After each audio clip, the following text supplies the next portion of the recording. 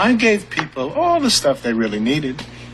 Social security checks, utility bills, TV guide. I want a TV guidance counselor. TV guidance counselor.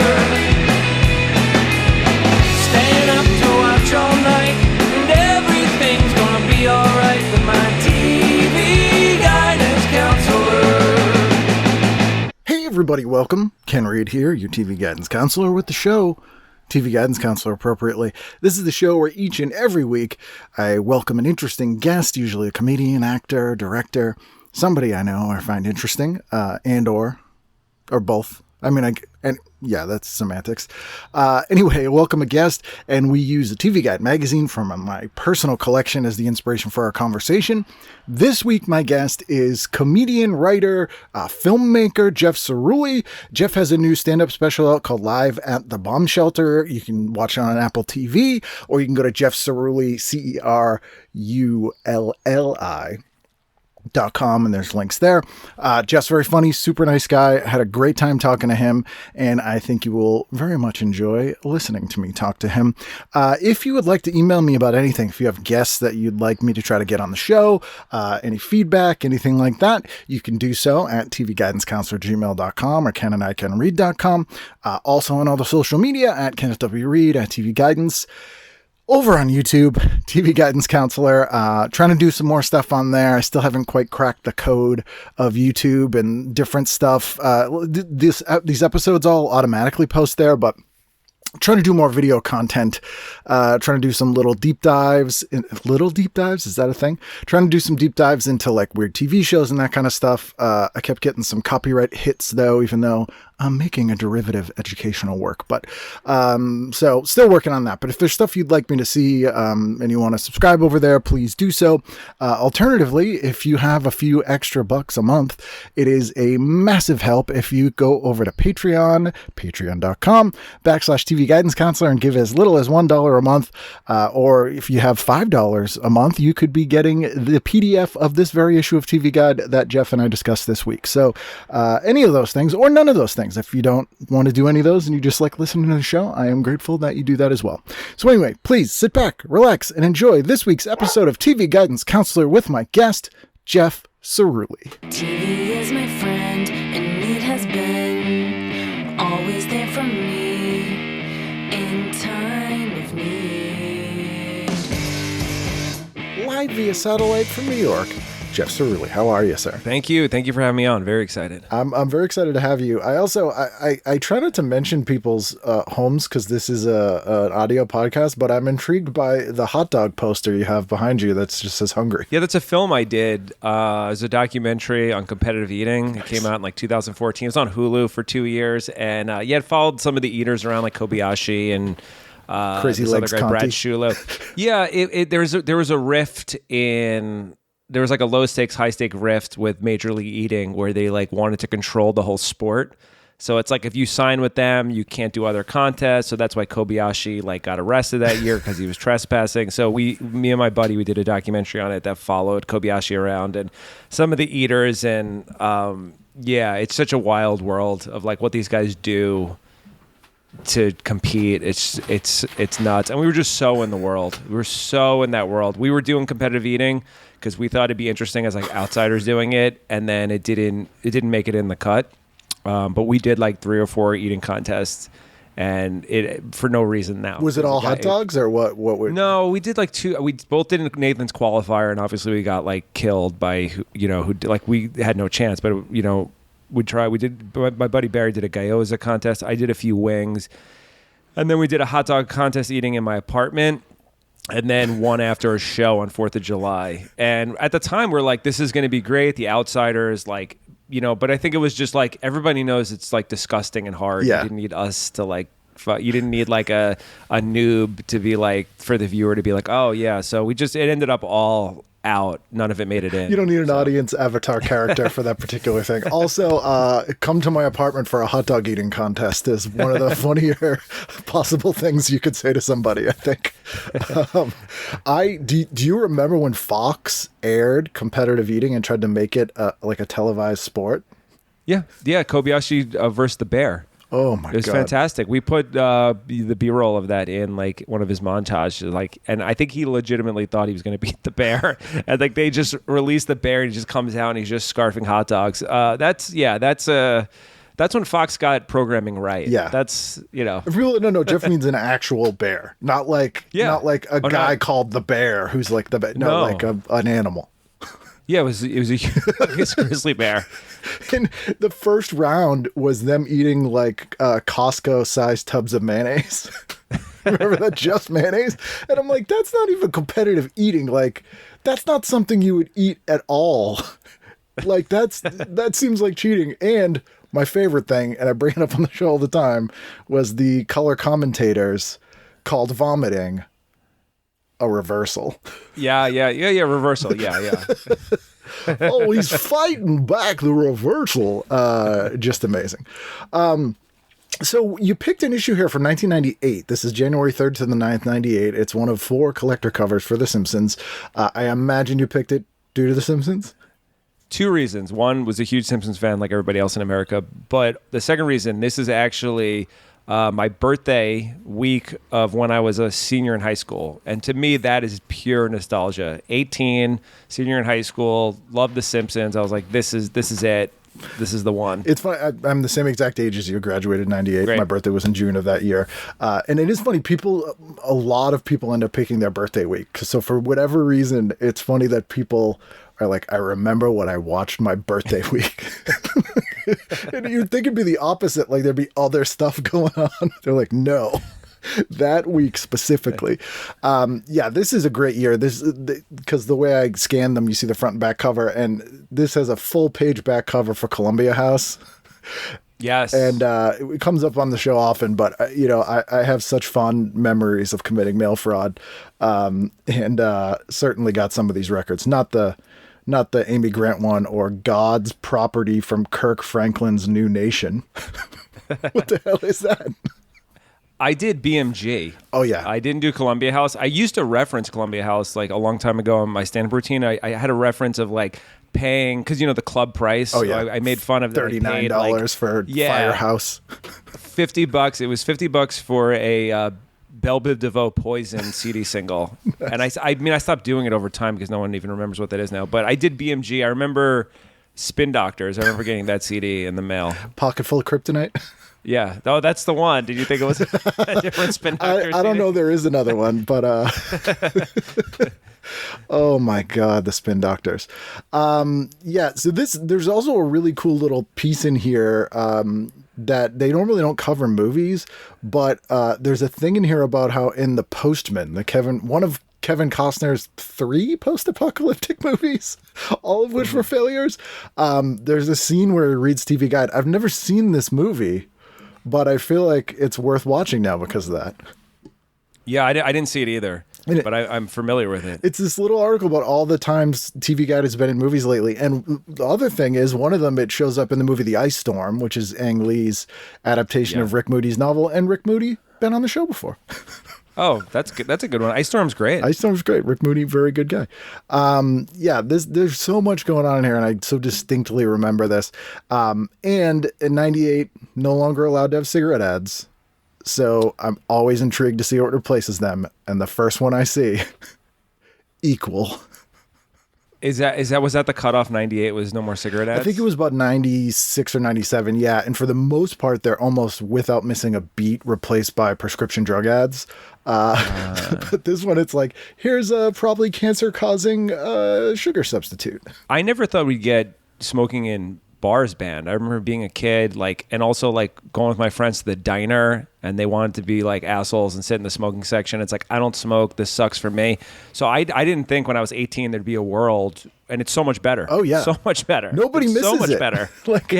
Just smoke outside. It's fine. And I still, even the people like the smokers who would complain, they're like, "Oh, we gotta go outside and huddle," and you love it. You like to complain. Get out of the house, get out of the building. I used to hate coming back from punk rock clubs and stuff, and you'd take a shower and just smoke would come out of your hair. It's terrible. Awful. But that's the world we live in. And remember they were big on like, we're going to have private smoking clubs and cigar bars to replace it. Yeah. Like a business model, no good. No good. Yeah, because nobody wants it. No. Nobody wants that. No. Yeah, it's amazing to me that anyone still smokes. Like whenever I see someone smoking now, it's like seeing someone with a beeper. It is crazy. Yeah. When I'm on the street and someone's walking in front of me and they're smoking and then I get some of the smoke, it's like, yeah, what is this? What am I in 1994 here? Where did you come from? What are you doing? This is ridiculous. Sometimes I'll be driving and the person in front of me will be smoking, like driving their car, and I'll get a whiff of it and I'll just be like shocked. It's crazy. Oh man. The Simpsons article in here is pretty good. So they do a top 12 of like the favorite Simpsons episodes circa 98. And I was expecting them all to be from like the first year, but they mix it up pretty good. Like there's a pretty good mix here, and they kind of cover all the ones I would hope that they would. It's like the first Treehouse of Horror, the John Waters episode, which is probably my favorite episode. Oh, is it? I love that one. So good. It's so good. Yeah. I remember my sister told me about it. I missed that one. And she was like, because, I like John Waters. Like it just kind of fit the Venn diagram of what I like. And she's like, you have to watch this. But again, this is 1998, so I can't just go on the internet. Like, so I was waiting for the summer for them to finally, and I would check the TV guide and I would check things of like, oh, is it going to be this week? And then I was so excited when it was finally back on. But that was like, I would watch The Simpsons every week and I missed one. And that was my sister like, you got to see it during the summer. So you're going to have to wait like 6 months. And you might miss watch this thing. You might miss it again. Yeah, it's the extreme pleasure of like a show, even a show that's on in reruns, like, if The Simpsons on like 4 times a day or whatever, when you'd be like, oh, it's this one. It was so exciting. Yeah. Instead of now, you're just like, yeah, I can watch whatever, whenever I want. It's crazy, man. It's crazy how different it is when we were kids of like entertainment and just waiting for things and taping things. Like it's just the sense of just like I'd imagine if you're a kid now and you just have this, it's everything's whatever. It's like everything's whatever. I can watch anything, whatever I want. It's all in my pocket. Who cares? But it's also like, I always say you can watch whatever you want as long as you already know what you want to watch, which is not the case with most of the time. And there's so much stuff that I grew to love that I would not have watched, like would have not chosen to watch, but just stumbled on, that ended up being some of my favorite stuff. This is also the year, I totally forgot about this, that they had a contest to win the Simpsons house. Yeah. And I remember this. Yeah. It's in Henderson, Nevada, outside of Las Vegas. And it's a house that was purpose built, is an exact replica of the Simpsons house. And when I was scanning this issue, I looked up what this house is doing now. Have you ever looked this up? Yeah, I filmed a pilot for a show called Winners, where I talked to contest winners, and there's maybe like a dark side to it. So I actually contacted the person who owns the Simpson house now. It's not the original winner, as you know, and she was like, I wrote to the guy who wrote the Mental Floss article to try to get her contact. She wrote me back, said, hey, blah, blah, blah, from Mental Floss, said you're looking for me. I gave her the spiel about, hey, I'm doing a show, blah, blah, blah, and she never got back. Yeah. Yeah, it's because it's not a good house, but it was like not intended to be. And the winner didn't take the house. They took the cash equivalent, and then whoever just sold the house to whoever. And it's in pretty bad disrepair now. People like broke in and stole all the stuff. I love that concept for a show. Did you try to hunt down a Super Toy Run winner? I have a few people I'm talking to. I mean, I just started. I just wrote the pilot. Nice. I filmed this guy who won Mr. Universe in the 70s 3 times. Nice. He beat Arnold. So I'm just like getting it off the ground. And just talking, like, this was just, I was just thinking of like, all right, who are contest winners? Like some of the old MTV like contest winners. Like who are people who won contests that there's kind of a flip side to it. So that's one that I went to, and it's just like, no, thank you. I'm not interested. Just like didn't write back. Do you know the story about the Breaking Bad house? No. How like no. The person, not that it was a contest, but the person who lives in the Breaking Bad house, like, freaks out if you go over there and take photos, like she will like run you off the property, and like it's on the internet too, like on Yelp or any like thing. Like you can see that like she just does not want anyone coming to like take photos. She will chase you out. That happened to the Brady house when I went. It was like their owners, and I was across the street, and I never really do that, but I was like, oh, it's the Brady house. And this lady was like, get the fuck out of here. And then I think she died. Not right then, but around then. And then they did that thing where they rebuilt it so that it actually looked like the actual Brady house inside. Which was kind of fun. I had a guy on this show who won the Lost Weekend with Van Halen contest. Oh, yeah, they did a doc on him. Really? That was a little fun. Like it was called, I think, Lost Weekend with Van Halen. It was like a little fun, like 12-minute doc about how like he was partnering with Van Halen, and then he was like got really fucked up. He was 17. He had to go. Yeah, 17. It's like let's go 17-year-old of Van Halen at the height of their powers. Then we get an article on Richard Belzer in here, and it's funny when he died. It's funny when he died. That's it. It's funny when he died. So many people didn't know that he was a stand-up and like had no idea he did anything except Homicide, which was kind of funny because this article is like right when he's starting on Homicide: Life on the Street, and like how weird it is. Like this comic is playing this like hard-nosed cop. Yeah, if you skip a generation and just do one thing, it's like Ice-T now. Like you know, one of my favorite ones. My wife is 8 years younger than me. And she had on a mix, Good Vibrations. Nice. And I fucking knew. I knew she didn't know who it was. And I was like, do you know who this is? And she goes, yeah, Marky Mark. I go, yeah, but do you know who this is? Know. She had no clue. And she's like, shut the fuck up. This is Mark Wahlberg. I'm like, yeah, he's like really embarrassed about this. He did like, I told her about the Eminem thing on TRL. I'm like, he's like really embarrassed. Like, yeah, you can't like bring it up. He does, you know, he'd rather you bringing up him like blinding an Asian man and going to being jail. involved in a hate crime than well, growing up here, yes, you couldn't for like a 2-year period. You couldn't go to a mall or like any public event without being subjected to a live performance by Marky Mark and the Funky Bunch because they were like really trying to break them here. And I actually made a short video about this. We had a local every morning kids show on before school called Ready to Go, and in 4th grade or 5th grade, my friend Lisa went with some friends for her birthday, and the musical guest was Marky Mark and the Funky Bunch. And I found the footage, and it's hilarious because he takes her out of the crowd, and she, what are we, like 8 or 9? Like Bruce Springsteen. Yeah, style? kind of, yeah. And then he's wearing, no shirt and everything, and he's like, yo, you got a man? And she's like, no. And he goes, don't ever let a man play you. And then like puts her back in the crowd. And I'm like, oh, this is, if I didn't have this footage, there's no way I would think that I was remembering this accurately because that is messed up. Then I see the BMG ad in here, 12 CDs or cassettes, nothing more to buy ever. I'm like, how did that work? Because that is against their whole model. Yeah.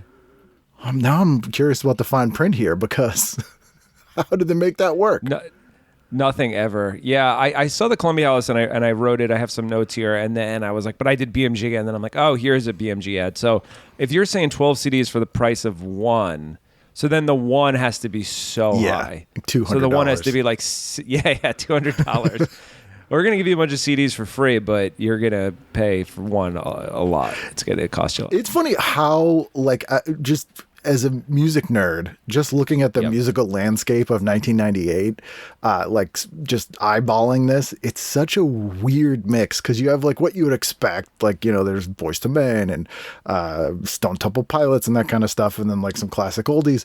But then this was also like at the tail end of the lounge revival. So you have Mondo Exotica Ultra Lounge Volume 1, which is actually a really awesome compilation of like lounge music, and Chris Isaac Baja sessions, Crystal Bernard's album.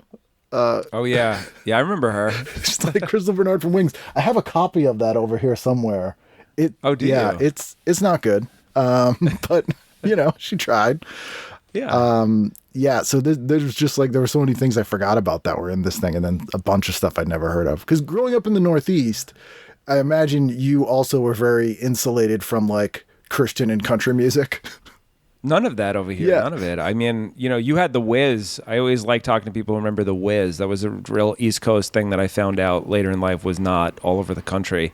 And like, yeah, you didn't get any Christian. It's like college football wasn't a thing up here that's so popular all over the country. And like, yeah, no like country, like, or Christian music. It just wasn't a thing at all. So I'll see these titles and sometimes I'll mention them on the show and be like, what the hell's this? And they're like, you never heard of Christian Escapes Volume 1? That was the biggest record ever. And I'm like, nope. I guess Amy Grant was Christian. That was like kind of Christian. It was like light Christian music, but it had Christian themes, but that was on MTV. I was aware of her. She was considered a sellout by the Christians, I found out. Isn't that funny? Yeah. She did a song called Baby Baby.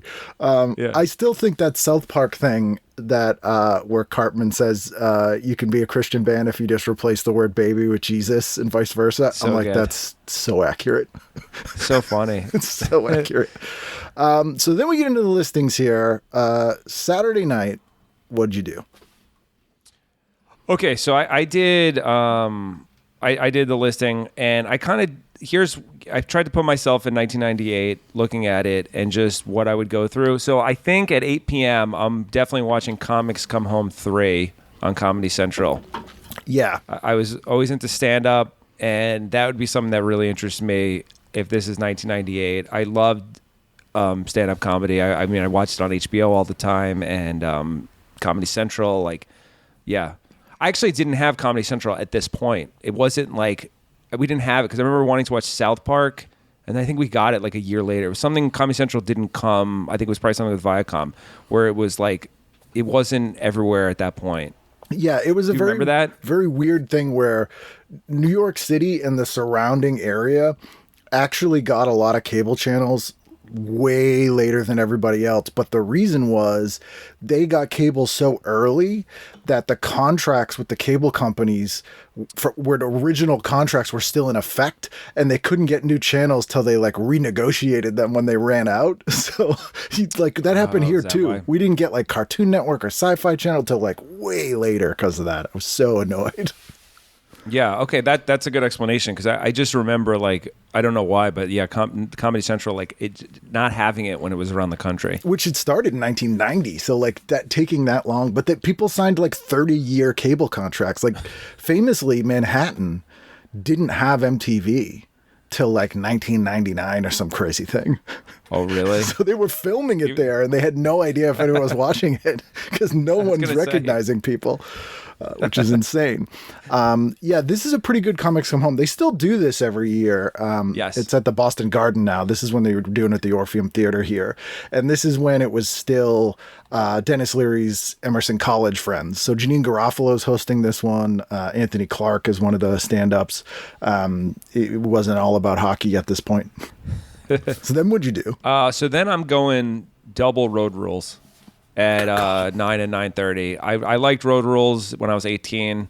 I think this was I think I looked it up this season. I remember this season. I think it was with that guy Vince and Erica. I think that was the drama. Mm-hmm. I 100% remember that season. I may have watched all the Road Rules because they eventually ended at some point. And then I was super into the challenges when they would combine it. But yeah, at some point I fell off the Real World.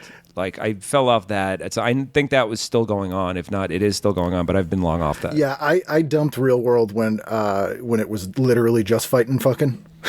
Like, it was like, because it was interesting the first years where there was like a true kind of mixture of people.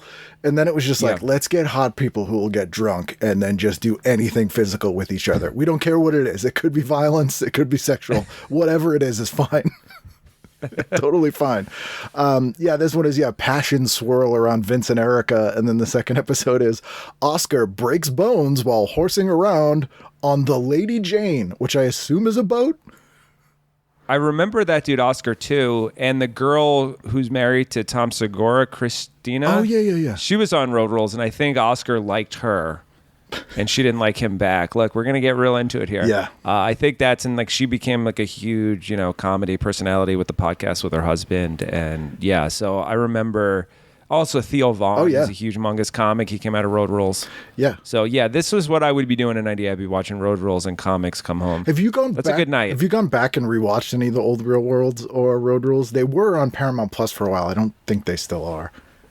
No, my friend was trying to get me to watch, I think, one of the new challenges, and I didn't watch. I'm like, I don't even know half these people. I'm not going to watch it, so I wasn't interested. Yeah.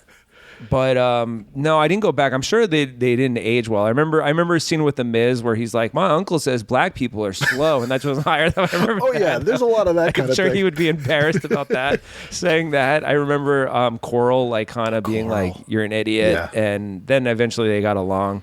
But I'm sure it would age poorly, and like I don't know, like.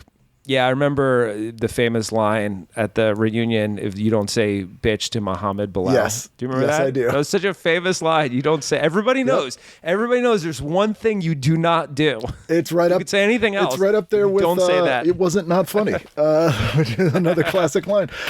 It is like as a sort of media nerd, which I'm sorry to paint you with that brush, but I think it's apt. Yeah. I'm in that camp as well.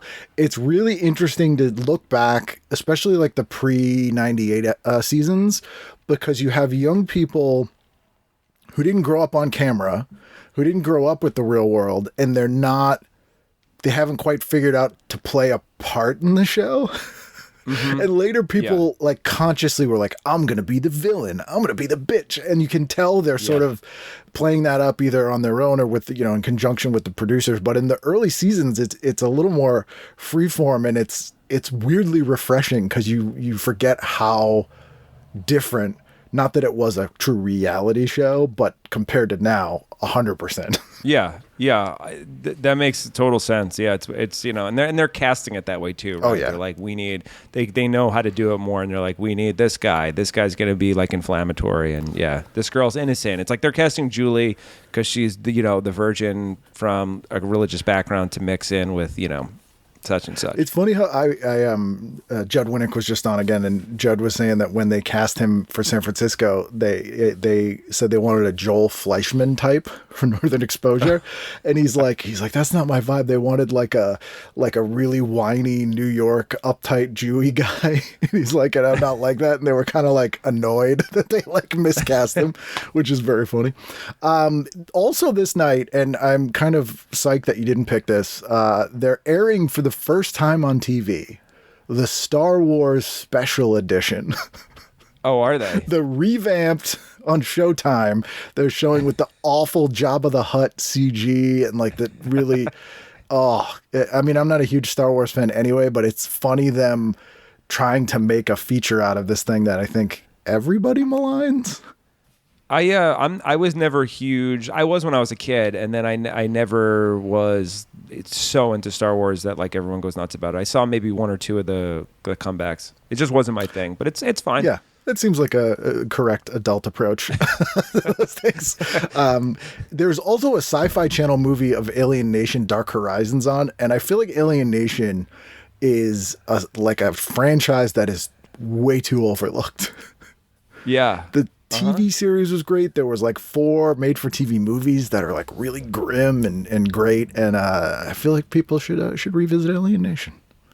You think it would hold up? I think so. The movie does. Sadly, it holds up because it's like a real sort of ham-fisted racism and immigration metaphor.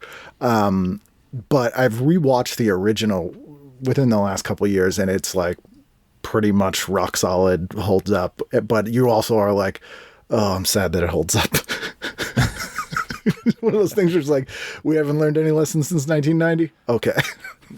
It's always the same themes. Yeah. I mean, that stuff it's always immigrants are the problem. We're going to blame it on them. Of course. It's like, it's such a like problem that's like every country for the most part just does that. Let's blame people who are worse off than us. Yeah. I always, I will listen to right-wing radio occasionally, just because I'm like, I want to have more stress in my life. You want to see what's just going see what on. they're complaining about. But it's funny because they'll have callers and they'll be like 60% right. They'll be like, my paycheck's small and I can't afford this. And I'm like, yes, you're getting there. And the next step is like, how come all these companies and rich people are making, but instead they're like, these poor immigrants are still, I'm like, no, you were so close.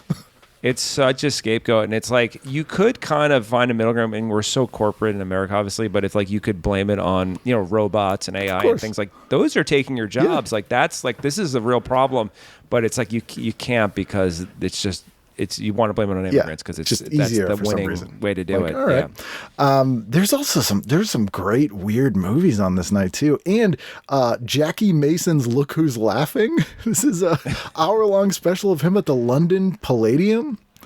Great. And I will admit, I will watch Jackie Mason. I find him funny, but I cannot understand about 30% of what he's saying. I'll tell you a movie that's super hated that he was in that I enjoyed when I was a kid. I know what it is. I'm going to say it. I'm going to say it. Yep. Caddyshack II. I liked it. I think it's better than the liked it, original. man. Yeah, dude, It's funnier. When I was a kid, I saw Caddyshack 2 first. I loved it. The gopher, the theme song in the beginning, I loved Caddyshack 2. And then years later, I'm still young at this point. I'm like 13 or whatever, 14. I saw Caddyshack 1 and I thought it was kind of boring. It is. And I was like, where's Jackie Mason? Where's It's too much about golf, and it's like too horny. Like the second one, it's like fun. Like, yeah, the whole amusement park, and you got giving Robert Stack a wedgie. Come on, that's good stuff. Yeah. This is, it's very brave of us to take this stance. It really is. Caddyshack 2 is killed, universally panned. Yeah. But it's better. When did that come out? When we were 8? Something like that. Yeah, 88. It's great. When that would be on HBO a lot. So Yes. Here is the true test. See if you agree with me on this one. Meatballs. I think Meatballs 2 is better. Yeah, I can. That's fine. Yeah. All right. Yeah. All right. I like Meatballs too. We're best friends now.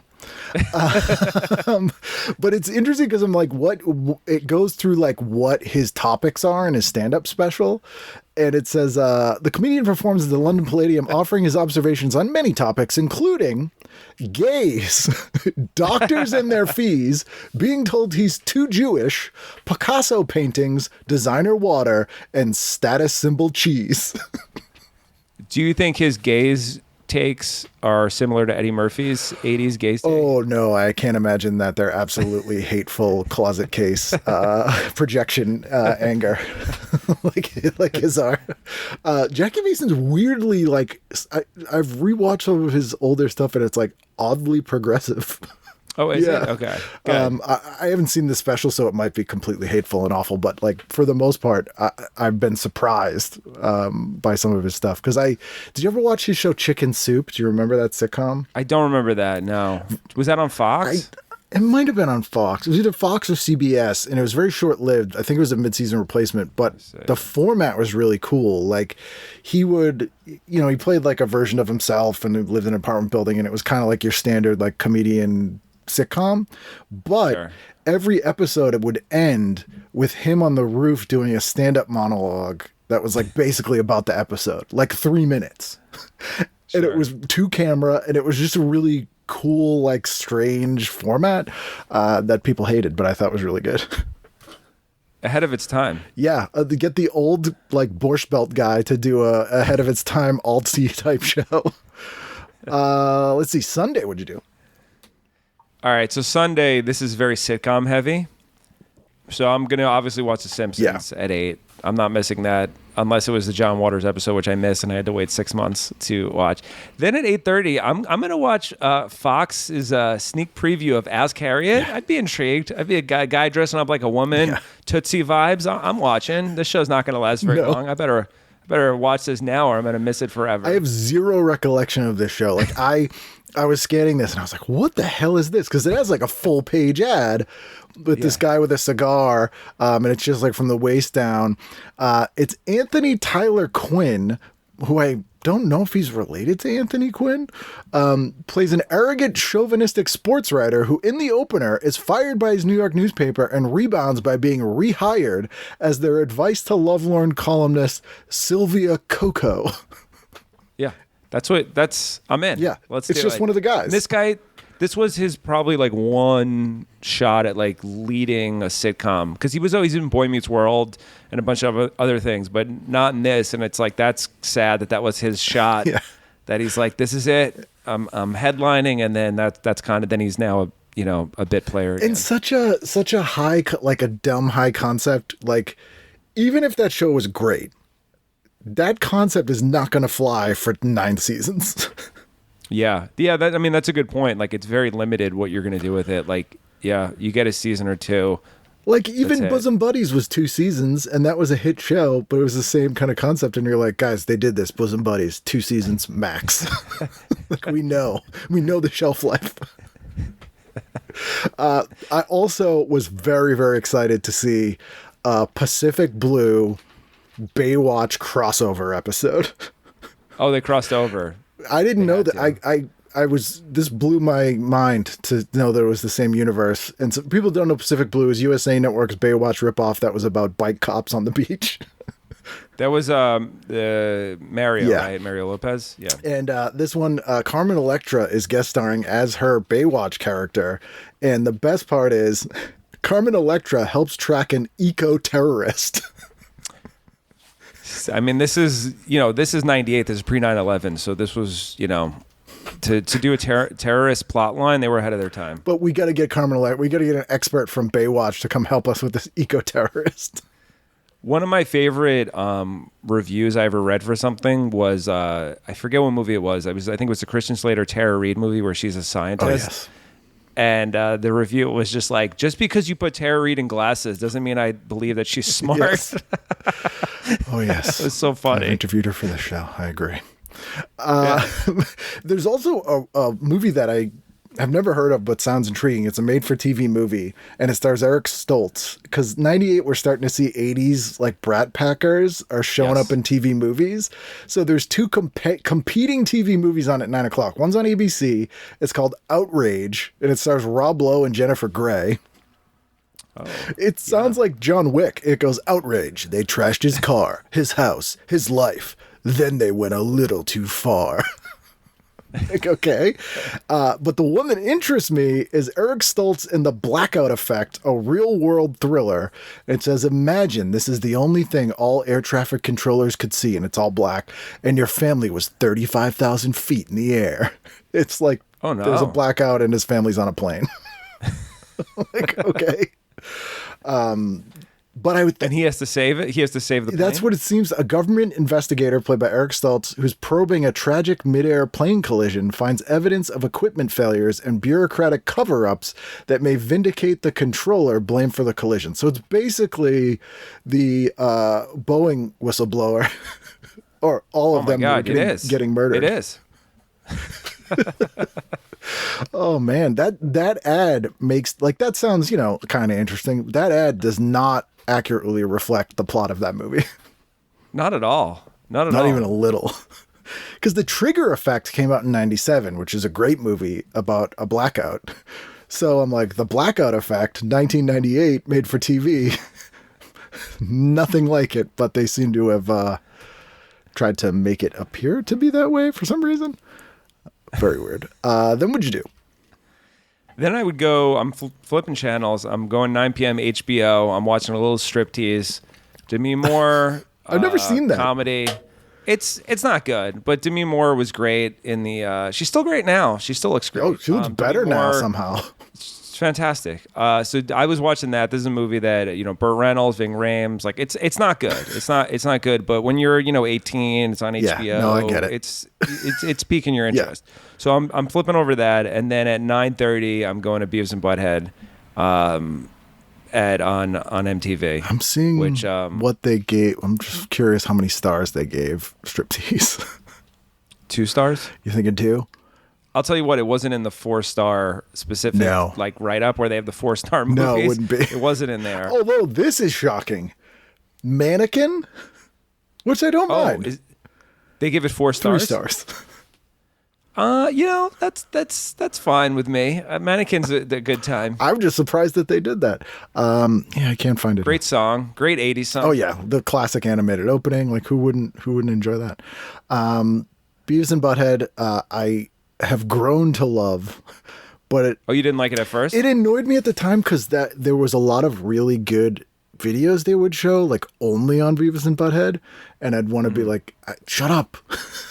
Watch this For video. me, that's what got me, because the narration itself, like the episode was fine, the animation, but I like the Mystery Science Theater aspect of them, like seeing videos and if they were in on it or out, like that. That's what I like the most about the show. I did enjoy that more than like the yeah, like the actual cartoon stuff, which is why I was skeptical about King of the Hill when it started. And then learned to really love that, but I was like, is this just going to be like Beavis and Butthead between videos? And it wasn't. Yeah, that was, I mean, I love Do America. That was funny. But the show itself, the cartoon, okay, it was fine. It was just, it felt so, I don't know, it was so unique to hear, because obviously it's like Mike Judge and like behind it, like these characters that they're like watching a Pantera video and like making jokes about it and like, you know, and then it's just, yeah, for me, that was, I love that. Yeah. It was truly an outsider thing though, that like the story of that becoming a series and like Mike Judge basically doing it from Texas with like, no, it's kind of amazing. I'm like, how does that even happen? Monday, what do you got? Monday, 8 p.m., I'm going Max. She's the one. Ed Burns from my hometown. Oh, is he? I have a soft side. Yeah, he's from Valley Stream, Long Island. We have a few. We have Fred Armisen, Steve Buscemi. We have a few famous people. Jim Brewer, who's turned into an absolute lunatic. Yeah, I think he always was, but everyone can just see it now. Yeah. She's the one. I always have a soft side for Ed Burns. I even liked Sidewalks of New York, and that's like not a very good movie, but I like that one too. So I like She's the One. Big cast, Tom Petty soundtrack. I'm watching that. Then I'm going to go over 8:30. I'm doing a little pop-up video. I enjoyed that. Yeah. They would just give you facts that were interesting. This is not, you know, it's pre-internet really. There's internet, but it's like, you know, it's very primitive. So they're telling you what you need to know. I always like pop-up video. It was a good time. I'm glad you liked it too. They would do callbacks. Like that was the brilliant part where they would start off with like a thing about the video, and then at the end they'd tie it up with a callback that was always like structurally really interesting. Yeah. In hindsight, they could have just made up all the facts, which were complete bullshit because no one had a way to actually confirm or not. I think I've only ever seen the Brothers McMullan. I think that's the only. Really? What? So She's the One is like Brothers McMullan, just he got a budget. It was Jennifer So he Aniston got a budget. instead of Connie. Jennifer Aniston, yeah. Cameron Diaz. His buddy's still in it. The guy with the slick back hair, I forget his name. His buddy's still in it. And it's good. You know, it's like, you know, relationship drama, and they're in New York. And he just disappeared. He's now producing stuff. He's kind of more in the background. Like he's producing a few shows. He did one for one of the networks that I think got a season. Like it was kind of like some sort of Long Island thing. Yeah. So he's just, I think he's more in the background. I mean, I think if you act for so long, and he's like not like a great actor. He was making his own stuff. So, yeah. So I think it's more that, and you know, great career all in all. Like if you know he did it. I mean, longevity. Yeah, it's that weird sort of mid-90s indie film like the Kevin Smith, you know, like there was like 3 or 4 people that managed to sort of come out of that. You know, we made a movie in our backyard kind of thing, which was pretty cool. Yeah, Clerks it's a very specific time. Yeah. Clerks of making that movie. It was really ahead of its time. Like I think he really got that right, that movie. But also kind of a throwback in a weird way too. Like it just felt like sort of, it was kind of that thing where things feel so out of time, they feel really ahead of time. Like it's just like, what is this? Then what'd you do? You watching that all night? No, then 9 p.m. I'm going to the movie channel. I'm going to Poison Ivy 3, which I did see. I've seen all the Poison Ivies, unless they made more, and I don't know. This one was with Jamie Presley. It's really bad. First one, obviously, Drew Barrymore. Yep. Second one, Alyssa Milano. Yep. Second one's probably my favorite. Yeah. And just because it's kind of a little like you know, a little more sexier. I don't know. It's just it's a little better. They're all bad.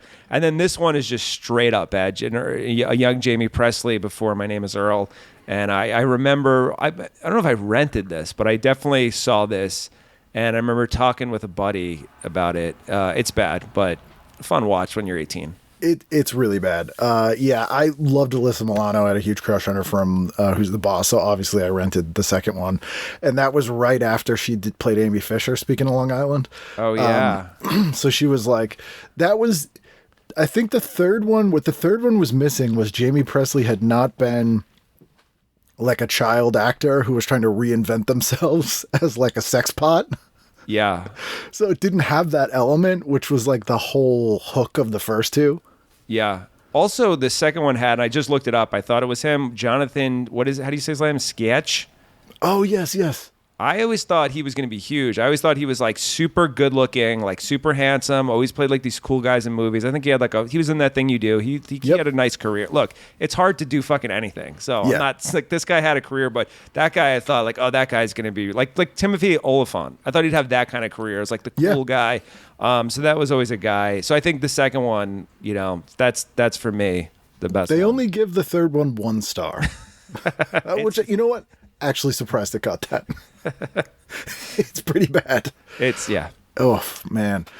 There's a mid-season replacement show on this night at 9:30, which I'm always fascinated by mid-season replacements, especially the ones that never did anything. And this one is of note because it's called Mixing It Up, and it's Gene Smart, who's great in everything and everyone loves now, after Designing Women. But the co-star is Nancy McKeon, so Joe from Facts of Life. And she really didn't do any comedy sort of after Facts of Life. She did a bunch of like Lifetime type movies. So this was like her return to sitcoms. And the premise of this was Gene Smart is basically playing Martha Stewart. And Nancy McKeon's like her producer that does is like the real brains behind it and like her manager. I've never seen this, but this actually sounds like it could be not that bad. I looked her up recently, actually. I was wondering, I do that all the time where I'm like, what happened to the cast of Facts of Life? And I saw Joe did like a few things even recently. I'm always curious who like just dropped out completely. Sometimes it's like a huge gap, so I'm assuming they had a family and then they're back now as an adult. And then a lot of times, you know what I find? Voiceover. Yes. It's so much voiceover. It's like people that like that were in Boy Meets World, like the older brother, Will Friedle, just completely disappeared off the map in terms of like off people's radar, but that it's like, oh, he's been working for 20 solid years doing voiceover. This dude's like a multimillionaire. Like you just like voiceover, you can get work like this. You're making so much money. So I find a lot of that, like Deborah Wilson from Mad TV. Oh yeah. Oh, what happened to her? Voiceover. It's like, oh yeah, all right. Yeah, like Mindy Cohn was Daphne on Velma on Scooby-Doo for like 30 years after Facts of Life. Yeah, it's just. And then someone like Alex Borstein from Mad TV, it's like was doing Family Guy, so much money, and then obviously Miss Maisel. So now she's back.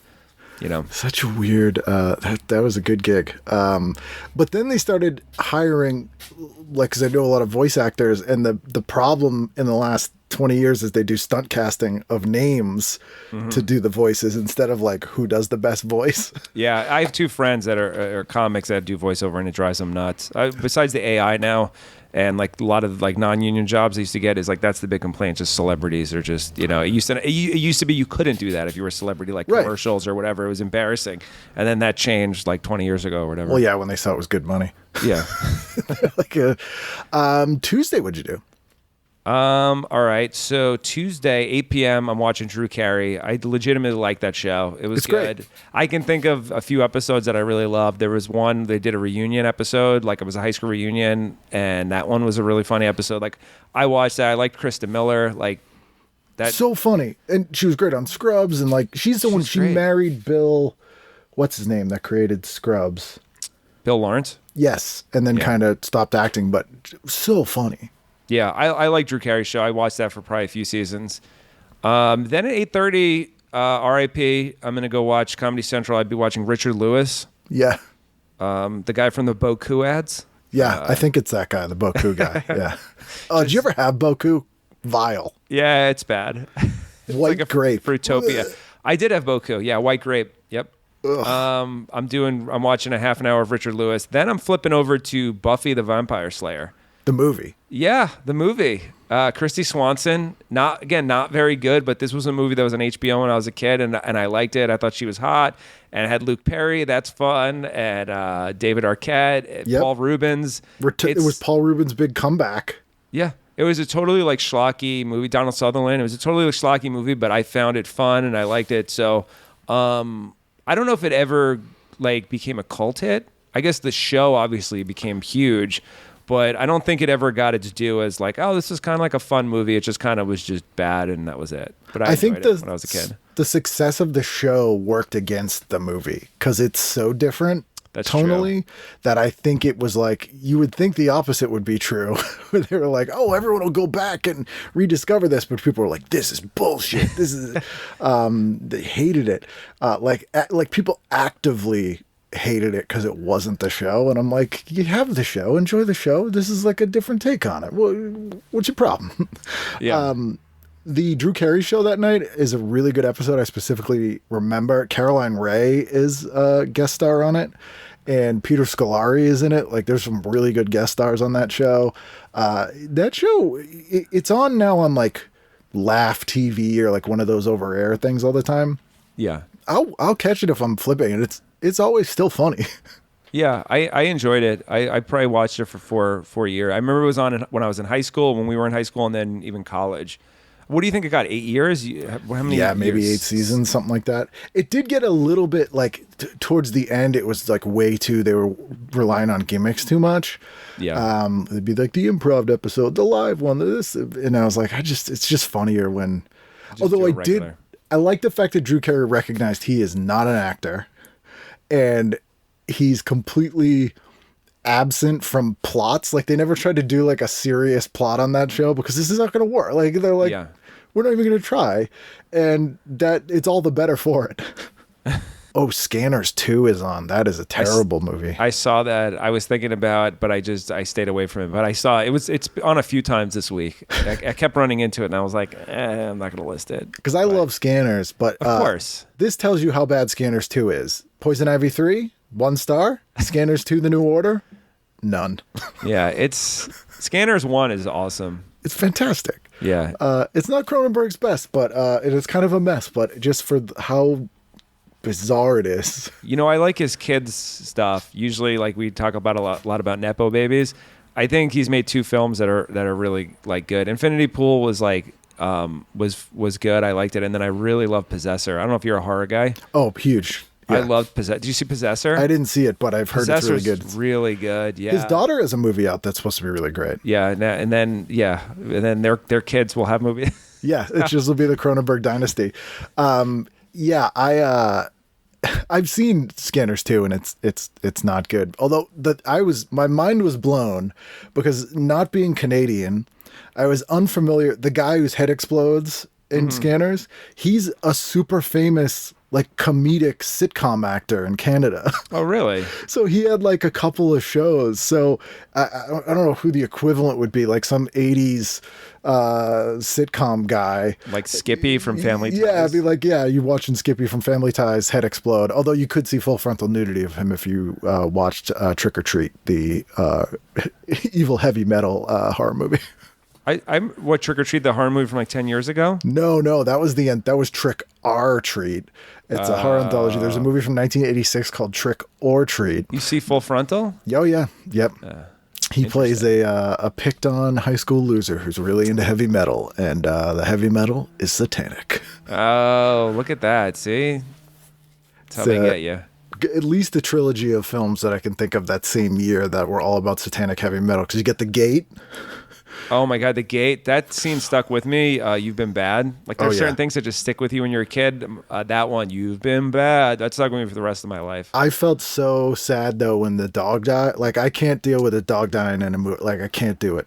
Like, traumatized for life. Yeah, the dog does die in that. It was like a fluffy dog. Yeah, it was a cute one. There's a movie I've never heard of before, but I have to imagine this is really, really terrible, and it's past the purview, but it just caught my eye at 10:15 on Cinemax. 1 star, Busted, starring Corey Feldman, Corey Haim, and Elliot Gould. You're not going to believe this. So I have some notes here. So I have a few of like just some things, and that was one I'd never heard of, the Corey movie, Busted. And I thought I've seen them all the Corey movies, and I never heard of that. And I wrote it down. I'm like, I never have heard of this movie. And with Elliot Gould, like that has to be awful. Awful. My God. Although I'll probably watch that tonight. Anything else on Tuesday? No, that was Buffy. I'm gonna finish that. Spin City's on, and I always enjoyed Spin City. Just Shoot Me was okay. Yeah. It wasn't my favorite, but I watched a few that I enjoyed, but it was not like a thing that, like, maybe I've seen 10 in my life. Yeah, if it was between Just Shoot Me and Spin City, I'm going Spin City every time. Yeah, that's fair. Did you used to go into the city a lot, or were you kind of just staying in Long Island for the most part? I started going into the city. So the Valley Stream, where I'm from, is only half an hour from Manhattan. It's the first town on Long Island where, like, you know, Queens kind of comes into it. So we would go when I was like probably like 15 with my friends. We would take the train and so I was going in like 14, 15, 16, and then college all the time. That was just a better hang because no one had to drive. We could all take the train in. So even more when I got to college. And then I moved when I was 24. So in 04, I moved with my buddy to the city. Were you like, would you go to tapings and that kind of stuff? Because when we were growing up, like 14, 15, that was like the prime. They're shooting 17,000 talk shows in New York City at that time. I went to Conan once. And I remember the guest was John Lithgow. Oh, nice. Yeah. We went to Conan, and I don't think I really went to anything else. I'd go to shows a lot, like rock shows or whatever. Oh, nice. Yeah. At some venues that are gone. What was the one we used to... Coney Island High? It's gone. Yeah. Brownies, gone. Played there once. Yeah. One time at CBGB's. It's gone. It was in my bed. That was... Fucking disgusting. John Varvatos store now. I saw that. Yeah. I was like, what? Yeah. Weirdest bathroom ever. Wednesday, what are you doing? Wednesday, so I'm going to start at 8 p.m. MTV music videos. And that's something to this day, like I put on, sometimes on the bedroom TV, like I'll put on the Vivo channels, and I just like I like the 90s or the 80s channels on loop and just kind of going in the room and seeing what's on. And it's just, that to me is like pure nostalgia. I love that. And just like, so I would watch videos then. So if you're going like, this is 98 MTV, you know what you're saying, right? Yeah. Yeah. So it's got, although 120 minutes was still really good. Yeah. Which I would tape, but yeah, the I don't know what's going to be on next nature of it was always great. I mean, at this time, probably every other video was Waterfalls by TLC. It was Waterfalls, Lou Bega, Marcy Playground. Oh yeah. I love that song.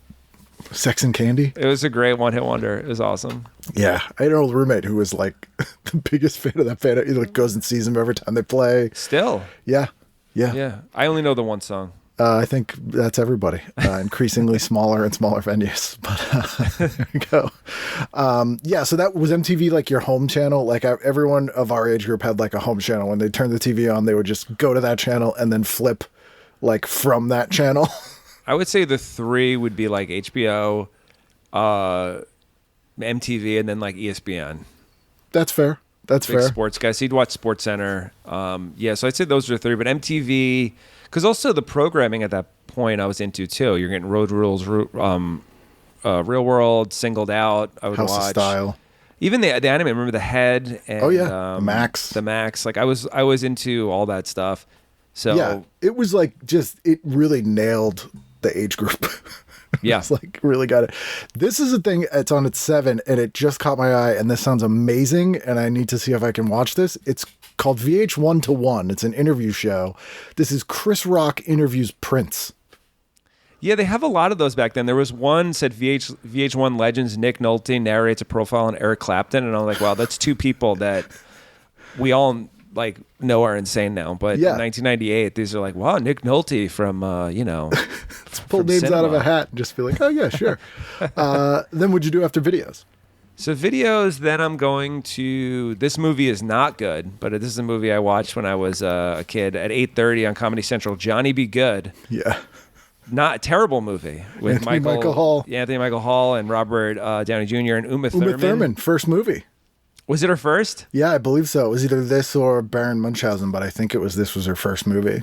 Yeah. So this was a bad movie. He's a football player, Anthony Michael Hall, and but it's like, you just watch this stuff. It's on HBO. You don't have a million choices, and that's something that I liked. And then at 9 p.m., this still holds up, this movie. I'm watching Pee-wee, Pee-wee's Big Adventure. Yeah, 9 p.m. It still holds up. It's awesome. Like you can watch it now and it's still really good. It's and so funny. I don't even think it's the nostalgia factor. I think it's just awesome. I've showed it to people who didn't know anything about it, never even heard of it, and they thought it was great. Like in recent years, fun. like it's so, again, that's a movie that's so out of time and sort of retro that it seemed really future, like ahead of its time in 85. It was just like, I love that movie. Johnny B. Goode was when Anthony Michael Hall, we all had to watch his overcompensating I'm Not a Nerd film cycle. It was that Out of Bounds, the action movie he was in, which is, oh boy, that classic, like, I got the wrong bag at the airport and now some mobsters are trying to kill me. And then Edward Scissorhands, where I think he's utilized well. But I lifted weights, guys. I'm not a nerd. That's such a good point because, it's after the Breakfast Club, and he's just now, like, so trying to change that image of just being a nerd, Have you ever seen that, what is it called? The Hail Caesar, I think, where he's like the rock and roll guy, and he has a band. It's so bad. It's I didn't see that one. It's probably the tail end of his, like, hey, I lift weights, I'm not a nerd movie cycle, and it's almost unwatchable. They only give Pee-wee's Big Adventure 2 stars. Yeah, I mean, it wasn't appreciated by critics. I'm like, you telling me that movie's only twice as good as Poison Ivy 3? And Sins of the Mind, which is on at the same time on USA Network, they're saying is just as good? Bullshit. USA at this point is, USA Up All Night. Like, they would... I remember they would show The Big Lebowski a lot on like the Friday night late or whatever. Like USA was like a pretty solid channel, all things considered. Yeah, I loved like the early USA Network, like Commander USA's Groovy Movies, and they would do Saturday Nightmares, and then The Hitchhiker would be on all the time, and then it just turned into like, I think now they just show Law and Order all the time. It's the same with MTV. It's just sad, like, what happened if something that was, like, important to our childhood with, like, and USA was something that, like, I can't remember too many. I remember they had Slam Ball. Oh, yeah. They would do some, like, interesting stuff. It's kind of like, it was kind of a little, like, edgy, some of the programming. Well, it's when a network would do true broadcasting where they're trying to get, like, a wide swath of people, but the network would have a house style or, like, a brand. Like you would know, even though the shows would be very different, you knew like what kind of tone you would get, so you would tune in. And then I think they were just like, that's too hard. Yeah, Duckman. You remember Duckman? That was USA. I love Duckman. Yeah, Duckman was great. I used to also watch Weird Science, the series. Fantastic, better than the movie. Yeah, I don't know. I don't know if I'm meeting you there, but I did like the show. It was Vanessa Angel or Kelly LeBrock. I don't know who's a better. I don't Lisa. know. See, here's why I think the show had a better Lisa. They removed the creepy sexual element and made her more sort of like like their mentor. Yeah, and it was more like I Dream of Jeannie. I'm going to teach you how to be men. Yeah, I'm going to give you confidence. Right. Whereas you think the movie was like kind of 80s sex romp, like they're trying to have sex with her. Yeah, I love the movie, but it did have that like weird, creepy sex element that like. Okay. But, speaking of Anthony Michael Hall, I mean, it is tough to beat Bill Paxton in that movie, but Chet, who is the better Chet? You got to give it to Bill Paxton. Bill Paxton, yeah. I mean, yeah. And then the kids, I don't know in the series, like I don't think they went on to too much. The guy who played Gary does a lot of directing now. He directs some big stuff, and he does a lot of music videos. The guy who played Wyatt showed up in a lot of stuff. Like he was on like Wings, and he had like guest star slots on a bunch of sitcoms. I can picture him. Yeah. Like in commercials and other things. Yeah. But I don't know what he's doing now. Thursday sitcom heavy. It's the night. Obviously Friends. I'm going to put Friends at 8. I didn't list The Simpsons. I know they replayed it, but I did watch Friends pretty religiously. Unsolved Mysteries at 8:30. I'm going to flip over just to kind of mix it up. I'm a big stag head. Stacked. And then I'm going sitcom back. I'm going Seinfeld. That was my show. Obviously, this is the final year. Yeah, and the final season was awesome.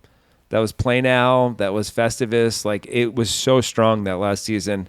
And then at 9:30, I'll watch this. I've seen a few episodes of the show. Kirstie Alley, Veronica's Closet, Dan Cortez. Not my favorite. It was such a like drop off after Seinfeld, but I watched maybe like again, this is like just shoot me territory. Like it's just on. There's less choices. Like I've seen maybe 12 of these.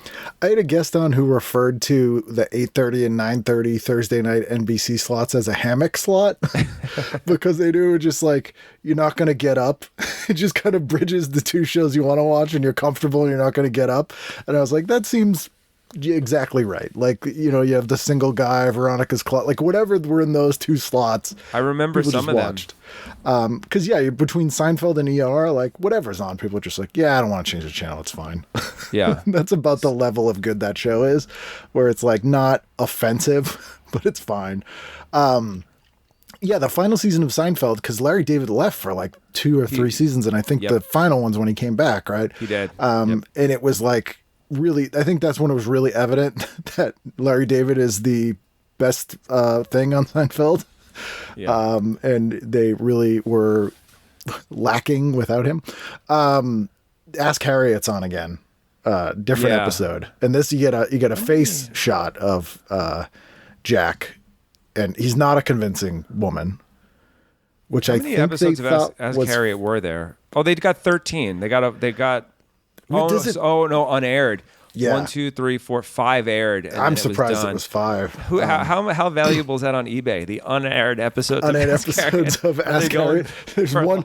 All you need is 2 people. 2 people to get in a bidding war, and it ended on a cliffhanger. We'll never know Harriet's answer. So the first 5 aired, and then the 6th episode called Fat Ron. And I bet someone was upset. Like, that was the best one. Oh my God, the Fat Ron was episode. great. That would have got everyone in. It's funny. There are a few short-lived shows that because mid-90s is when they really figured out they didn't have to air everything they shot, because they would burn them off previously. They're like, well, we shot it, might as well air it and just make the money off it. But like the show Townies, which I loved, they didn't air the last 5 episodes. But when I lived in England in 2001, they aired them all. Oh, did they? So a lot of times for these short-lived series, they would sell them to like foreign countries, and those countries were like, yeah, 13 episodes is a whole season. They would air them there. Oh my God, look at this show. A young Bill Burr with hair. Oh, Townies? Yeah. Townies is awesome. Lauren Graham, who went on to... This is a huge cast. Molly Ringwald, Jenna Elfman. This is a huge cast. Yep. They all went on to... Molly Ringwald had success before, but, Gilmore Girls and... Dharma and Greg and Scientology. Yeah. Huge. Molly Ringwald was the name on that show. It was like her big comeback. Dana Gould was a writer on that show. Who's great. Takes place in Gloucester, Mass. Yeah, it has some really great episodes. It has one of maybe my favorite Thanksgiving episode of any sitcom, or at least my top 5. Bill Burr's really funny on it. Great show. I don't remember this one. Very short-lived. It was like they really pushed it. It was when they were all trying to come up with like variations on Friends. Yeah. So they were like, this is Blue Collar Friends in Gloucester, which worked, but people weren't having it. Final night of the week, Friday night. Friday night, I'm a big Knicks fan. I'm watching Bulls Knicks. Okay. 8 p.m. That's taking up my night. It's on TNT. That's Jordan, his last season on the Bulls. I'm watching that. When did he play baseball? What year was that? That was before. That was okay. So they won in 91, 92, 93. So that was 94. He was playing baseball, and then he came back. It's like, I'll show you Bo Jackson. Yeah. Yeah, you're not missing much else. It's Bill Cosby's Kids Say the Darndest Things series premiere, and the Gregory Hines show with Kareem Abdul-Jabbar. Well, look, he had one of the greatest TV critics, Kareem Abdul-Jabbar, on. That's what he's doing now with his time. Very thoughtful. I've read. His writings. He's super smart. Thoughtful. Yeah. Oh yeah, he's a very smart guy. But he would always, he would show up and stuff at like, not to Shaq levels, who will be in anything, but like Kareem Abdul-Jabbar post Airplane, he would be like whoa, hey look, it's Kareem Abdul-Jabbar. That's funny, just because he's inherently funny there. Yeah, and he's just a humongous person. Massive man. I would watch Millennium that night, which was short-lived, 2 seasons, sort of an X-Files spinoff, really cool, weird show. I kind of like it better than X-Files, to be honest. Friday was kind of a rough night for TV. Because this is the tail end of TGIF, like the death throes of TGIF. They're realizing no one who buys things stays home on Friday night, so they're not really trying. It's Yeah, like, Boy Meets World, was that the next year? Where it's on, but it's like the last season. So this is when they're like a little too old. They're like college age. So again, it was kind of like a Friends sort of thing. Okay. That was on before. I said, was it next year? No, it was on when we were younger. This was sort of the end of that. Although Jeannie Garofalo's Our Stand-Up is on Comedy Central. So that's... you can watch that. She's all over this week. Yeah. Well, that is the week. But as you know, to wrap up here, TV Guide is not just informative. It has opinions and it cheers and it jeers. So I'd like to read you the cheers and jeers of this week, January 1998. See if you agree or disagree with TV Guide. TV Guide's super bitchy on the cheers and jeers because it's not signed by anyone. So this always gets a little interesting. Oddly positive week. 3 cheers. No, I'm sorry. Negative week. 3 jeers, 1 cheer. So we start with the jeers. Jeers to coddling celebrities. For 1 week, Alex Trebek brought together movies and shakers from the inside of the Beltway in Hollywood, luminaries from Oliver Stone to Oliver North. For Jeopardy power players, anemic Jeopardy. Anemic? Oh, anemic Jeopardy was more like it. I'm like, they didn't call it anemic Jeopardy. Instead of challenging these well-known contestants with questions that would really gauge their knowledge, Trebek fed them a steady diet of duck soup. This CBS anchorman is affectionately known as Uncle Walter. The title fawn in Disney's 1942 film was this deer, and conclude the phrase, "What you don't know can't," were representative answers. What is laying it on too thick, Alex? This was so interesting because like Alex Trebek was like universally like beloved. Yeah. Everybody loved Alex Trebek. I feel like this is like the worst hit piece I've ever read on him. Yeah, and like he took it easy on the celebrity Jeopardy. Like he even had a say in it. Yeah. They're acting like the show is just him. Yeah. He's like, I come up with the questions. So I was like, wow, this is the most negative piece Yeah. I've ever seen on Alex Trebek. I'm more shocked that Oliver Stone and Oliver North were guests on it. You feel like Oliver Stone wouldn't do it. No, 2 lunatics. He would be answering questions like, they'd be like, who played the deer? JFK. Yeah. He'd be like, no, it wasn't. He was like, yes, it was. Like, it'd just be, our only cheer this week. Cheers to clever Christmas conceit. Fox's Mad TV recently aired a sketch, A Pack of Gifts Now, using stop-action animation. It was a remarkably authentic-looking spoof of CBS Chestnut from 1964, Rudolph the Red-Nosed Reindeer. But A Pack of Gifts Now gleefully merged that innocent Yuletide yarn with an ingenious and intricate parody of Apocalypse Now, the 1979 war film starring Marlon Brando and Martin Sheen. In this revisionist narrative, Rudolph travels upriver to terminate Santa because the big guy is giving away gifts, slicing into the profit margins of greedy toy manufacturers. This was the strangest and sharpest satire we saw on television all last year. Easily the best thing Mad TV ever did. Yeah, I wasn't a huge Mad TV guy, but I did like some of it. It would hold, it would age terribly. Yeah. Terribly. But there was a few things like I liked Stewart. Oh, yeah. I thought Michael McDonald would be bigger. Yeah. So good for Mad TV getting a cheers. Yeah, I'm surprised that this hasn't gotten like a revival, this specific episode, because it is really well done. And I feel like it's sort of pre-Robot Chicken. Like there's so many things that did this kind of thing after that I would think it would do well. But jeers to the old shell game. Nothing confounds viewers as much as when the network starts shuffling the primetime schedule.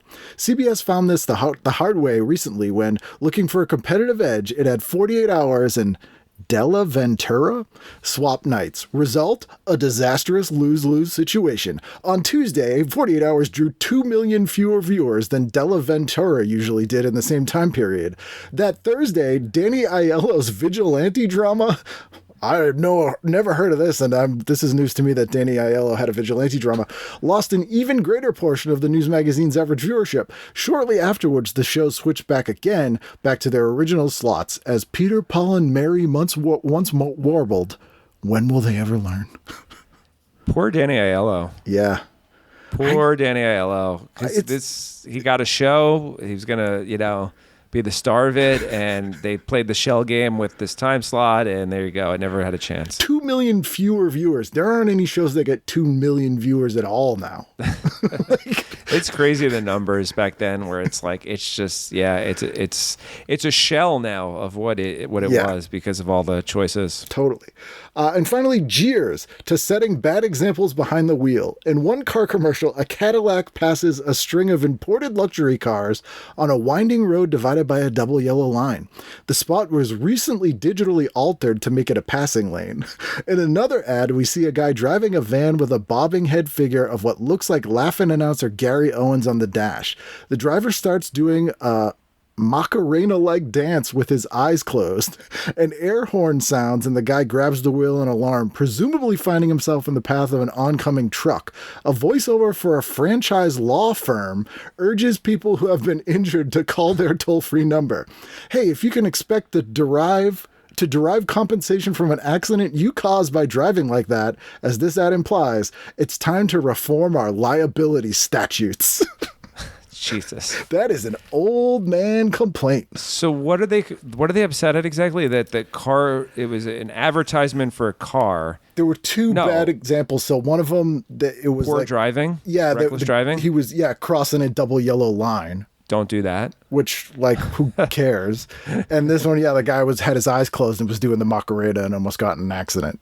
Yeah. So this is just a person being upset at a commercial that's like kind of whatever. Yeah. And it's like, are kids going to do this? They're going to close their eyes and dream of the Macarena while they drive. Can you imagine the grandfather who was outraged by this commercial? Like, crossing a double yellow line. God.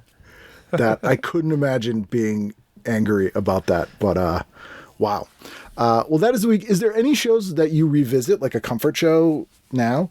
I have a few things that I was looking at that were post. I was looking at like late night. Mm-hmm. That really interests me because I was like, what were the late night shows on at like 11 o'clock on like Friday, Saturday? And like, I used to love to watch the infomercials with my sister. Yeah. That was such comfort for me. I remember Mr. Show parodied the British guy. Yep. Who was in like the RE and like then he flies away. Yes. And I used Mean to Nancy. Amazing Discoveries was the fake show, I think, that the infomercial was called. Yeah, that was like real comfort for me and my sister. I remember the baseball card guy, the guy Don West, who would just yell about. He also was the Beanie Baby guy. The Beanie Baby guy and the baseball card guy, like that was pure comfort for me and my sister. We would watch infomercials all the time, and it's like I don't think anyone is doing that now. I think Knife Guys are still on. The Knife Guys are still on? Which I think SNL did a parody of those, but I love the Knife Guys because it'd be like, you're getting a samurai sword. We're going to throw it in. 25 fishing knives. Like and they just have to talk about knives for hours. And I got one for you. You might be the only guy that'll remember this besides me. You remember the Howard Stern E! Show? Oh, yeah. Obviously. Okay. Yep. So the Howard Stern E! Show was on 11 and then 2 a.m. on E! It was the Howard Stern E! Show. But for some reason, the Weather Channel was weather all day. But for some reason, at 11 and 2, it would also show the Howard Stern E! Show. Now, I don't know. This might just been like a New York thing. That seems like a New York thing. I don't think that did it here. I can't Google it. Nobody remembers it except like one other friend of mine. And yeah, for some reason, the Weather Channel, weather all day, and then 11 and 2, it would show the Howard Stern E! Show. You know what that sounds strange. That sounds like to me, because having worked for local TV stations, we had like the towers, the broadcast towers, and the engineering things, and they always had a guy had to be there 24 hours a day, so they would do like night shifts and stuff. Yeah. And occasionally I have to drive tapes out to them, and it was like guys who worked on an oil rig. It was like that kind of isolation.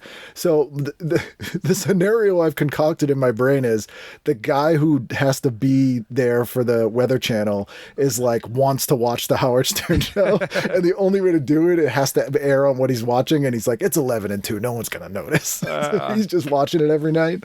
He just puts it on. Yeah. And nobody notices because it's 2 a.m. Yeah. on the Weather Channel. No one cares. He's like, it's fine. I like to watch it. Yeah, that's when he actually showed shows. Talk Soup and Stern were pretty great. An East Here Hollywood Story. Yeah. And then I put Siskel and Ebert. That was big with my family. My dad loved Siskel and Ebert, so we used to watch it. And then even when Siskel passed, it was Ebert and Roper. Yeah. and we still used to watch. So like we love Siskel and Ebert. That was like, and then there's a few other things like Tenacious D, HBO, Tales from the Crypt. Like I was just mainly interested in like what was on like 11 o'clock that I would find myself, Were you alone usually then? Like, was that like you time? Because for me, that would be like, house is quiet. I can watch Tales from the Crypt. It's like kind of something about that felt like very compelling. My sister was 6 years older. She still is. She will always be. Yes. Now if you work hard enough. So there was a big time where I felt like a kind of an only child for a while because like when I was in like middle school, she was in college. So she's away at college, and then so for me, that was like, I was a big TV guy, and like my thing, like I said before, was like HBO and Dream MTV On, Tales from the Crypt. Of course, Dream On. Yeah. Of course, Dream Funny On. show. And like, it was, Jeffrey Jones, the first friend, was doing comedy for a while. Yeah. And then they replaced him with, I forget his name, but he was in a bunch of things. Yeah, But Jeffrey Jones was the first friend. And they wrote it into the script because he got like plastic surgery in the second season because he was a TV host, which I thought he was. was. Really weird. Very weird. But yeah, the HBO was so good. There's like the programming that they had, and it was just kind of a golden age that we grew up on of like I would like what we had with HBO and MTV and what I will watch now as a comfort thing is people have put up on YouTube just the HBO like between movies interstitials from like every year. And like I'll make like a playlist of like 4 hours of them from like summer 1990 or whatever, and it's like so comforting to go to sleep to for me. Yeah, that's really nice too. Like I like seeing that stuff too. Like YouTube is so great because there's just so much stuff on it at this point, and like music videos is a big thing for me. And I think like that's one section where the comments are like really kind of positive. Yeah. Like if you watch a video from like whatever it is from like 1996, like it's people really like bonding and like, oh, I was going through this at the time, I was going through that, like, oh, I was going through a bad breakup, and it's like it's genuinely like pretty positive, and people being like, oh, here's what this song meant to me, and oh, I remember this video, and like it's actually a pretty good time. So like that's like for me now, like late at night, like I'll just put on random videos. But you're thinking, I guess it has the recommended videos, but it's like sometimes it's just like, oh, let me watch the Toadies, Do you want to die? What's your favorite? Awesome Kingdom. What are some of your favorite? I saw the Toadies with the Butthole Surfers and the Reverend Horton Heat one year. That's awesome. That's awesome. What are some of your favorite videos? Favorite videos. That's a great question. Favorite video. So like I just like to it's for me it's like high school. Yeah. You're watching like Radiohead, like some of those videos. Hum like the Stars. Karma Police. Yeah. And then just stuff that I maybe even wasn't like even like a fan of necessarily, just to see it, and you're like, oh man, I remember this from 1997. This was on all the time. Yeah. Like that Marcy Playground song, but I did love that song. Yeah. When I was a senior in high school, and like just stuff like that is like my go-to on like YouTube. Like if it's like 1 o'clock and I should be sleeping, and I'll just like Throw the Verve pipe on. Yeah, that's a perfect like that kind of stuff is what like the one hit wonder ish of like, yeah, we were merely freshmen. Yeah. And you're like, man, the stupid sincerity of that song is, oh man, perfect. It is a stupid sincerity. Which is a great way to put it. Like they would appreciate that. Of course. Yeah. They'd be like, that's what we were going for. Yeah. That's New Radicals like that. Oh God, they're in the fucking mall. Yep. And I remember Marilyn Manson getting pissed when he's like, of course he did. I'll fight him. Oh, yeah, no, you won't. Okay. I saw him get beat up real good once in Cambridge, and it was wonderful. Marilyn Manson or the guy from New Radicals? Marilyn Manson. Yeah. This guy literally picked him up by the face and like threw him down a ramp. And he just like rolled. And we know he's a piece old of shit, metal videos too. Oh, like how like hair metal or like Dio? Oh yeah, like hair metal too. Yeah, like hair metal, but like just like old Metallica, like Pantera, like Rage Against the Machine. Megadeth like, had some pretty Megadeth, ones. yeah, Megadeth. Like, but Dave Mustaine, man, he's kind of I think unhinged now. I guess he was always unhinged, but like some of the Countdown to Extinction videos, like that stuff is just it's awesome. Or Anthrax Had them on So the show. good. Yeah. So good. Fellow New Yorkers. Well, thank you so much for doing this. It is a pleasure to meet a fellow Caddyshack II fan, especially because of the fact that I had Alan Arkish on, who directed that movie, and he's not a fan of Caddyshack II. So there are two of us. We should have a convention and screenings of this film. I'm going all. What is it? I'm going all the way. Is that how it goes? I'm going all the way. Yeah. Who was that? Kenny Who's saying Loggins. that? It's still Kenny Loggins. Oh, it is Kenny Yeah. Loggins. Okay. Reprising his with a new song. Better song than I'm All Right. I'm gonna sit down with my wife and I'm gonna be like, it's time we watch Caddyshack 2. This is the test. This is the test. Dan Aykroyd's really weird and funny in it. Like, come on. That's yeah. He doesn't he get shot in the butt. yeah, Mrs. Esterhouse. Look, old school. Rip that off. This is from Caddyshack 2. Yeah, we all know it. Everybody knows it. It's an unspoken secret. Well, thank you so much for doing this. Yeah, thank you, man. This was awesome.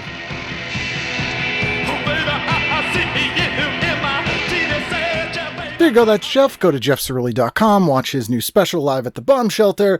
Email me, become a patron, listen next week, all those things. And I'll see you then for a brand new episode of TV Guidance Counselor. I'm a big stag head.